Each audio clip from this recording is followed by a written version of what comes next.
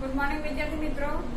ગયા વિડીયોની અંદર આપણે મેન્ડલનું યોગદાન આપણે જોઈ ગયા છે કે કેવી રીતે લક્ષણો સંતતિની અંદર આનુવંશિક થાય છે તે આપણે જોઈ ગયા છે। હવે વિદ્યાર્થી મિત્રો આપણે જોઈએ કે જનીનો એટલે કે લક્ષણો જે છે તે જનીનોના નિયંત્રણ હેઠળ હોય છે, એટલે કે આનુવંશિક લક્ષણો પોતાની જાતે કેવી રીતે અભિવ્યક્ત થાય છે તેની આપણે વાત કરવાની છે। તો વિદ્યાર્થી મિત્રો આપણને એટલું તો ખબર છે કે ડીએનએ જે છે બરાબર એ પ્રોટીનના સંશ્લેષણ માટે માહિતીનો શું ધરાવે છે? સ્ત્રોત ધરાવે છે। ડીએનએ નું કાર્ય શું છે? તો માહિતીનું વહન કરવાનું, બરાબર। તો ડીએનએ જે છે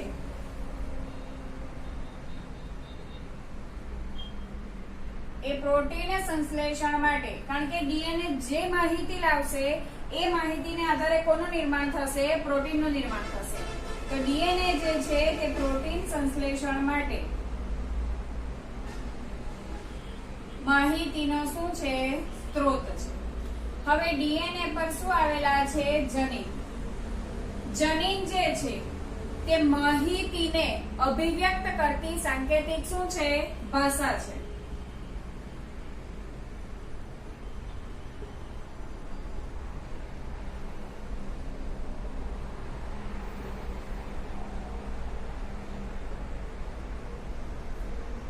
શું છે કે ડીએનએ જે માહિતી લાવે છે એ માહિતીને અભિવ્યક્ત કરતી સાંકેતિક કોણ છે? ભાષા છે।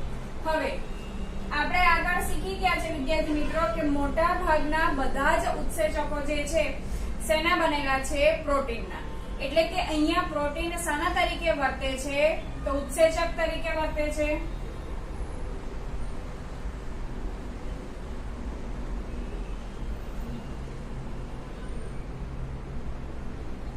પ્રોટીન શાના તરીકે વર્તે છે વિદ્યાર્થી મિત્રો? ઉત્સેચક તરીકે। અને ઉત્સેચક જે છે તે સજીવોની અંદર ચોક્કસ પ્રક્રિયાને ઝડપી બનાવવાનું કામ કરે છે। એટલે કે કોઈ પ્રક્રિયા થતી હોય, એક પ્રક્રિયા ઉત્સેચક વગર થાય છે અને બીજી પ્રક્રિયા ઉત્સેચક સાથે થાય છે, તો જે ઉત્સેચક વાળી પ્રક્રિયા છે એ શું થાય છે? ઝડપથી પૂર્ણ થાય છે। અને વળી પાછા ઉત્સેચક જે છે તે સજીવની અંદર કોઈક સ્ત્રાવ કરવાનો હોય કે એના માટે એને ઉત્તેજવાનું શું કરે છે? કામ કરે છે। તો ઉત્સેચક જે છે પ્રોટીન એ શાના તરીકે વર્તે છે? ઉત્સેચક તરીકે। અને એ ઉત્સેચક શું કામ કરે છે? તો ચોક્કસ પ્રક્રિયાને ઉત્તેજે છે, બરાબર। ચોક્કસ પ્રક્રિયાને શું કરે છે? ઉત્તેજે છે। અને એની અંદર જે હવે નિપજ પ્રાપ્ત થશે એ ચોક્કસ લક્ષણને શું કરે છે? અભિવ્યક્ત કરે છે। શું કરે છે?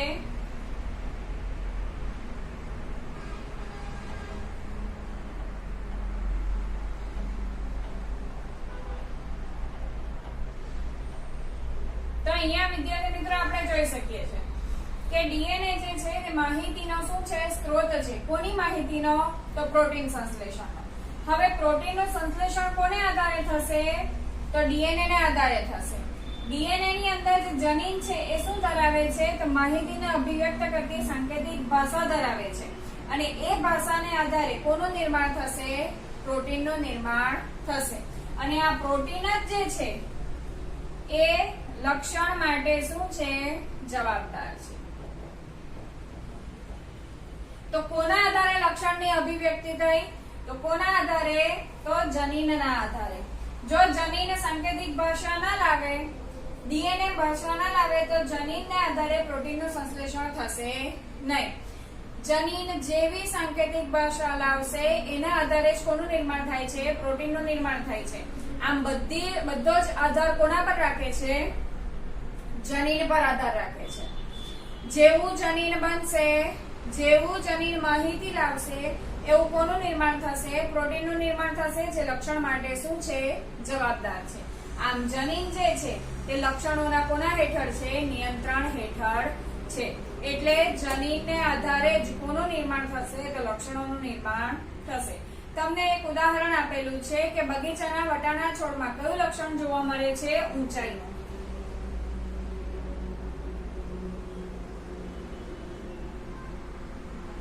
લક્ષણ કયું છે વિદ્યાર્થી મિત્રો? ઊંચાઈનું લક્ષણ. હવે આપણે આગળ શીખી ગયા છે વિદ્યાર્થી મિત્રો કે વનસ્પતિની અંદર કોણ કામ કરે છે? અંતઃસ્ત્રાવ, કે જે ઊંચા અને નીચા છોડ માટે કે વૃદ્ધિ માટે શું છે? જરૂરી છે અંતઃસ્ત્રાવ. આપણે અંતઃસ્ત્રાવો શીખી ગયા છે.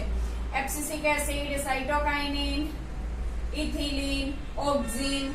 તો અહીંયા આપણે જોઈએ કે વનસ્પતિની અંદર લક્ષણોને પ્રેરવા માટે કોણ જરૂરી છે? તો અંતઃસ્ત્રાવ.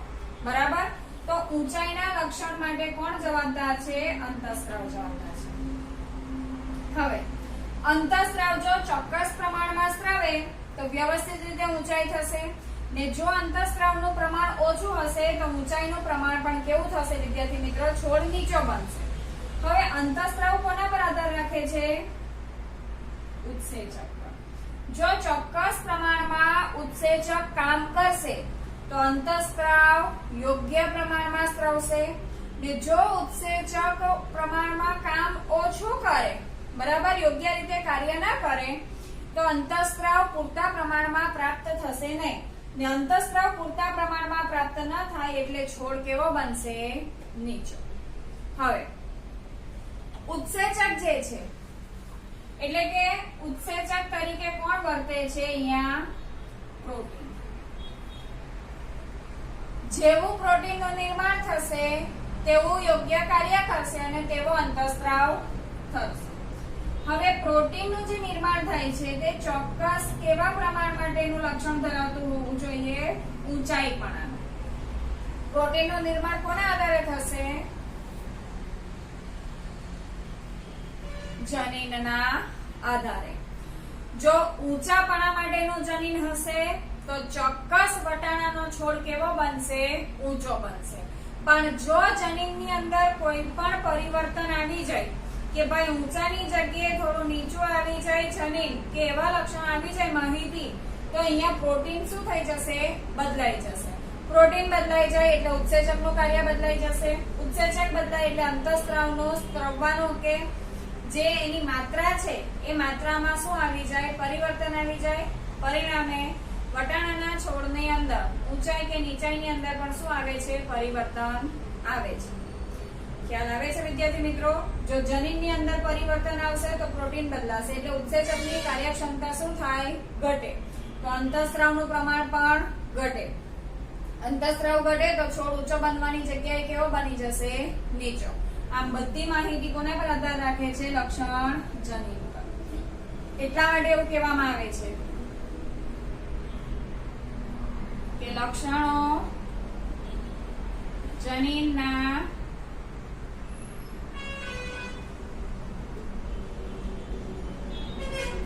નિયંત્રણ હેઠળ હોય છે.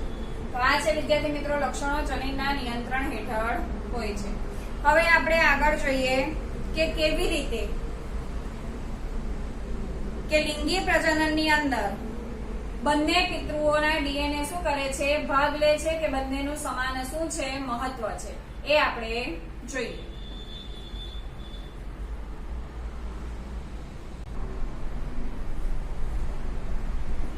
હવે અહીંયા આપણે જોઈએ વિદ્યાર્થી મિત્રો તો લિંગી પ્રજનનની અંદર બે સજીવો ભાગ લે છે. ધારો કે આપણે એક લઈએ પિતા અને માતા, સજીવની વાત કરીએ, અથવા તો નર અને માદા. બરાબર. આપણને એટલું તો ખબર છે વિદ્યાર્થી મિત્રો કે માતા અને પિતામાંથી લક્ષણો કોની અંદર ઉતરી આવે છે? સંતતિની અંદર ઉતરી આવે છે. પરંતુ આ જે લક્ષણો છે એ બંનેમાંથી આવે છે, માતા અને પિતા. અને એ બંને માતા અને પિતામાંથી જે જનીનો વારસામાં ઉતરી આવે છે એ જનીનોને આધારે સંતતિના શું લક્ષણ નક્કી થાય છે? લક્ષણો નક્કી થાય છે. કારણ કે ડીએનએ સ્વરૂપે ડીએનએ સાથે કોણ આવે છે વિદ્યાર્થી મિત્રો? જનીનો. જનીન હંમેશા કોની અંદર હોય છે? તો જોડમાં હોય છે. હવે દરેક સંતતિની અંદર એક પિતામાંથી આવશે અને એક માતામાંથી આવશે. બરાબર. તો એ જનીનના બે સેટ હોય છે. બે સેટ એટલે કે શું હોય છે? યુગ્મ હોય છે. ધારો કે આપણે લઈએ વિદ્યાર્થી મિત્રો અહીંયા પિતામાંથી જમીન આપણે લઈએ તો એમ લઈએ છે. આ શું છે? પિતામાંથી આવતું જમીન એમ અને એમ. અહીંયા આપણે લઈએ માતામાંથી આવતું તો એફ અને એફ. જે જનીનો વિદ્યાર્થી મિત્રો માતા અને પિતામાંથી આવે છે તો જનીનોને આધારે જ લક્ષણો શું થાય છે નક્કી થાય છે. તો પિતામાંથી આવે છે એમ અને એમ આપણે મેલ લઈએ છીએ અને માતામાંથી આવતા જનીનોનો સેટ આપણે શું લઈએ છીએ ફિમેલ લઈએ છીએ. તો દરેક સંતતિની અંદર જનીનના કેટલા સેટ હોય છે વિદ્યાર્થી મિત્રો? 2 સેટ હોય છે, એટલે કે યુગ્મમાં હોય છે. હવે લિંગી પ્રજનન હોય છે. જનીનો એમના આ જનીન છે. જનીનો કોના દ્વારા સંતતિની અંદર આવે છે? તો જનીન જે છે તે રંગસૂત્રો દ્વારા કોની અંદર આવે છે? સંતતિમાં આવે છે. કોના દ્વારા આવે છે? બરાબર, રંગસૂત્રો દ્વારા જનીનો શેની અંદર આવે છે? સંતતિની અંદર આવે છે. હવે દરેક સજીવ છે એટલે કે માણસની આપણે વાત કરીએ તો મનુષ્યની અંદર કેટલા રંગસૂત્ર જોવા મળે છે વિદ્યાર્થી મિત્રો? 46 રંગસૂત્ર જોવા મળે છે.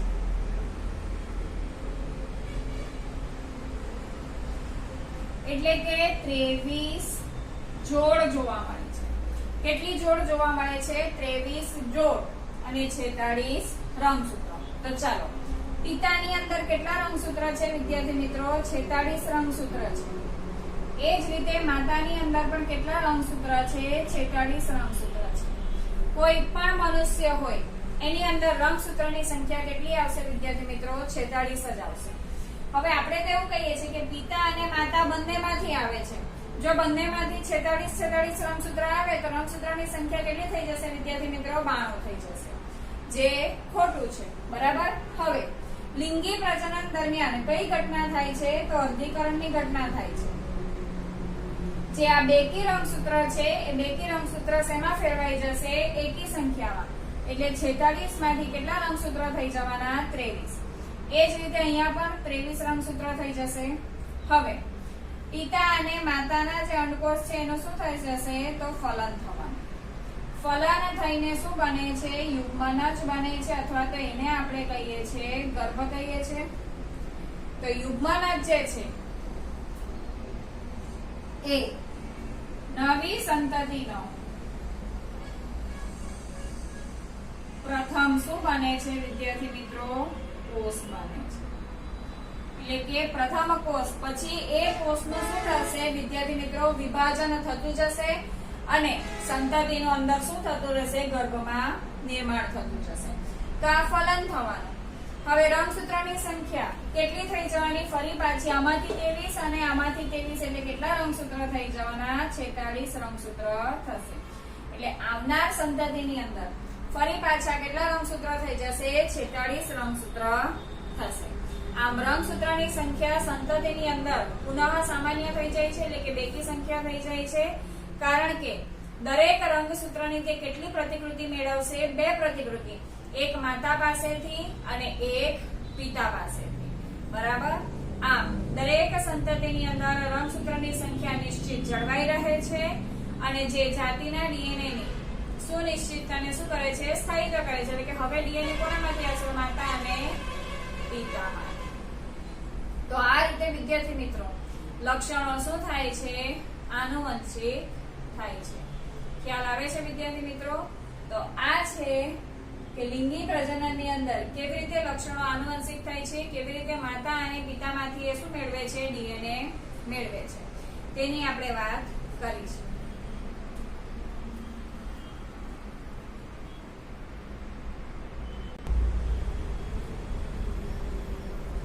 હવે જોઈએ વિદ્યાર્થી મિત્રો લિંગ નિશ્ચયન. લિંગ નિશ્ચયન એટલે શું? તો લિંગ નિશ્ચયન એટલે કે લિંગ નક્કી કરવું. હવે લિંગ નક્કી કરવું, લિંગ તરીકે 2 છે, કાં તો નર અથવા તો માતા. તો વિદ્યાર્થી મિત્રો માતા અને પિતાના ફલન દ્વારા જે સંતતિનું નિર્માણ થાય છે તો આવનાર સંતતિ નર હશે કે માદા એ જાતિ નક્કી કરવાની પદ્ધતિને શું કહેવામાં આવે છે? લિંગ નિશ્ચયન તરીકે ઓળખવામાં આવે છે. તો વ્યક્તિગત જાતિના લિંગ નક્કી કરવાની ક્રિયાવિધિને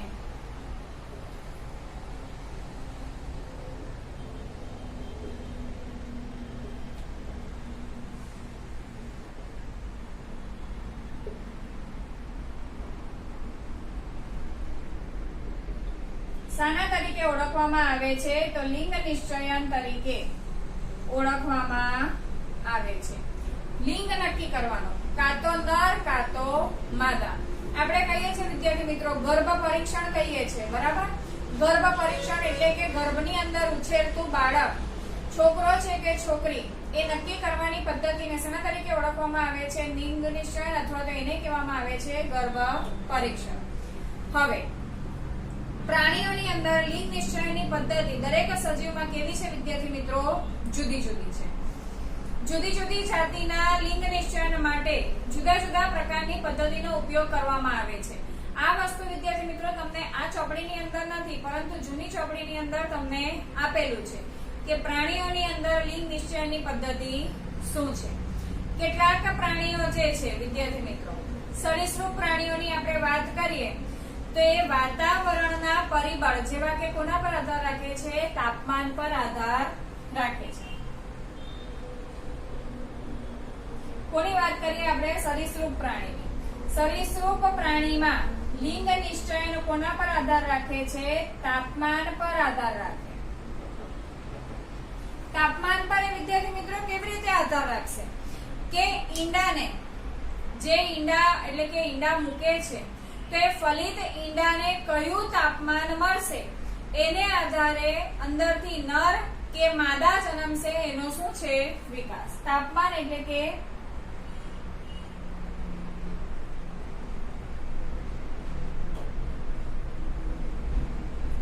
ઈંડાને કેટલું તાપમાન મળશે તેને આધારે કોણ નક્કી થશે? નર અને માદા. જેમ કે કાચબાના ઈંડાને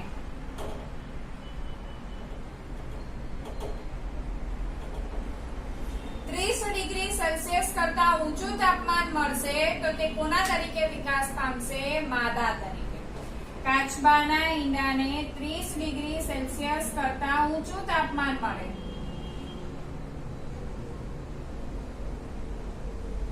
તો તે શેના તરીકે વિકાસ પામશે? માદા તરીકે. મગરના ઈંડામાં ઊંચું તાપમાન મળશે તો નર.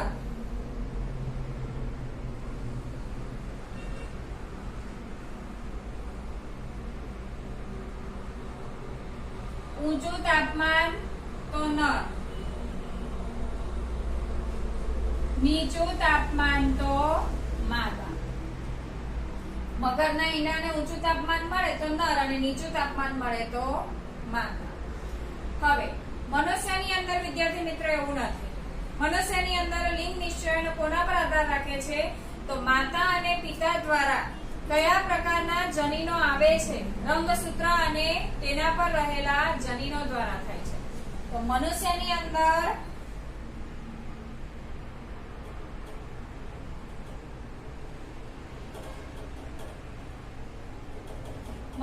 અંદર લિંગ નિશ્ચયન કોના આધારે થશે?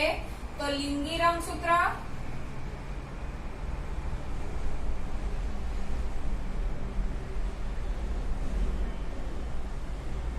અને તેના પર રહેલ જનીન દ્વારા થાય છે. તો વળી પાછું એની અંદર અપવાદમાં શું છે વિદ્યાર્થી મિત્રો? ગોકળગાય. ગોકળગાયની અંદર પણ લિંગી પ્રજનન થાય છે વિદ્યાર્થી મિત્રો, પરંતુ ગોકળગાય જેવા પ્રાણીઓ જે છે તે પોતાનું લિંગ શું કરી શકે છે? બદલી શકે છે. એટલે આપણે વિદ્યાર્થી મિત્રો એવું કહી શકીએ કે જે લિંગ નિશ્ચયન છે એ વારસાગત નથી અથવા તો જનીનોને આધારે થતું નથી. કારણ કે જનીનોને આધારે જો થાય તો એ ચોક્કસ થશે, પરંતુ અહીંયા લિંગ નિશ્ચયન જે છે તે જનીનિક નથી. કારણ કે ગોકળગાય પોતાનું લિંગ શું કરી શકે છે? બદલી શકે છે. વારસાગત હોય, જનીનિક હોય તો તે ફાઇનલ રહે છે, એમાં પોતાનું લિંગ બદલી શકતા નથી. પરંતુ અહીંયા ગોકળગાય જે છે તે પોતાનું લિંગ શું કરી શકે છે? બદલી શકે છે. એટલે કે ગોકળગાયની અંદર લિંગ નિશ્ચયન જનીનિક નથી એમ આપણે કહી શકીએ છીએ. હવે વિદ્યાર્થી મિત્રો આપણે જોવાનું છે મનુષ્યની અંદર લિંગ નિશ્ચયન, જે આપણે નેક્સ્ટ વિડીયોની અંદર જોઈશું. Thank you.